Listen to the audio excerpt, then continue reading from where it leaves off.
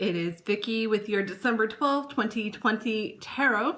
A couple of quick things I wanted to point out before I get going into the tarot is tomorrow is the numerological, I'm going to leave that in there, I almost ended this to start over, day of 12/12, which at 12:12 p.m. we will have 12/12/12/12. It's a lot of numbers. Or if you break the number 12 down, because it is 2 digits, reduce it down to a single digit, it is a 3. So 3, 3, 3, 3, 3, 3, 3. All right, 12s are about manifesting. If you ever see 12/12 on the clock, it's a sign, apparently, that you are manifesting in that moment, and that your manifestation has been heard. If you want to break it down to the threes are about growth and expansion. We are also on the cusp of the new moon on December 14th at 11:18 a.m. Eastern Time. It will be in the sign of Sagittarius, and a really quick rundown. I will do something specific for that on those days.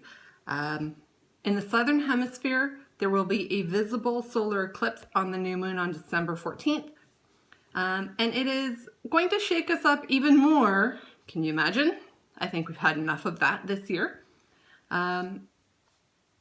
It's going to shake us up to help us realign onto our paths.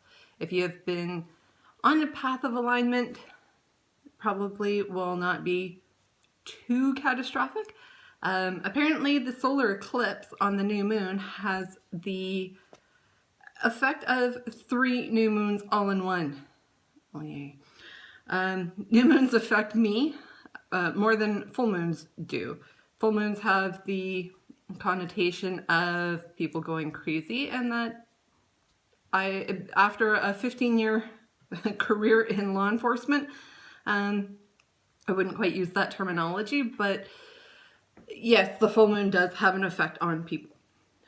Anyway, this new moon, which is going to help usher in, I'm looking at notes here on the side, it's going to help usher in a lot of releasing, particularly of outdated beliefs and assumptions. On December 17th, that is when Jupiter and Saturn both leave the sign of Capricorn, I believe it is.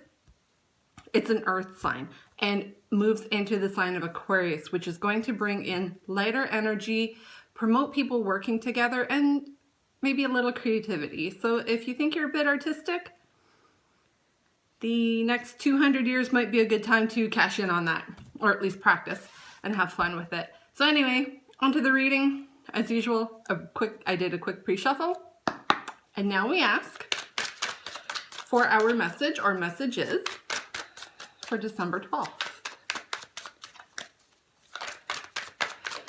On December 21st, we will have the meeting of, or the illusion of Jupiter and Saturn meeting in the sky.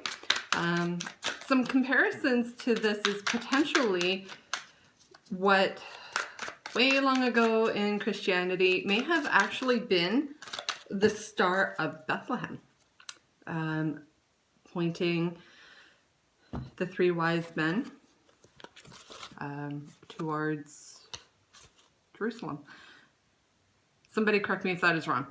I was raised in a Christian faith, however, it's been a really long time since I looked into a whole lot of that. So we have 4 cards that came out, and not surprisingly, we have a lot of fire energy. We are currently in the sign of Sagittarius. We are also have Mars still in Aries, which is where we are going to start with our first card, which is the Emperor. Masculine energy, the authoritarian, the card of Aries. He is a major arcana, followed by the Eight of Wands. Lift that high enough so you can see it. Eight of Wands is fast energy that comes in. It can also be messages going back and forth. It is dizzying type energy. Followed by the Seven of Wands. Again, more fire energy with the wands. The Seven of Wands talks about standing up for yourself or defending your position. We follow this with another 7, the Chariot, another major arcana card. The Chariot is willpower, grace, movement forward, and potential travel. Travel right now could be a little bit of an iffy one. It could also talk about moving, particularly movement forward when this card is upright, which it is. Now, to the bottom of the deck, influence, Four of Wands, more fire energy. The good thing about that one, this card, is the Four of Wands is about stability. I think a lot of us are kind of needing that. And it's stability in all areas, not in any one particular suit, such as emotions or money. It is stability in all areas. And underneath that was the Ten of Swords. Right now I am liking this card. It is the end of a painful cycle, which we are coming up to. And underneath the Ten of Swords, Temperance. Temperance is balance, patience, kindness, and hope. So I think we need a little bit of that after going through some of the tough cycles that we've been through this year. Now we have 4-4 and 7-7 in the cards right now. So anybody who feels so inclined, please feel free to look up angel number 777, 4, and 44.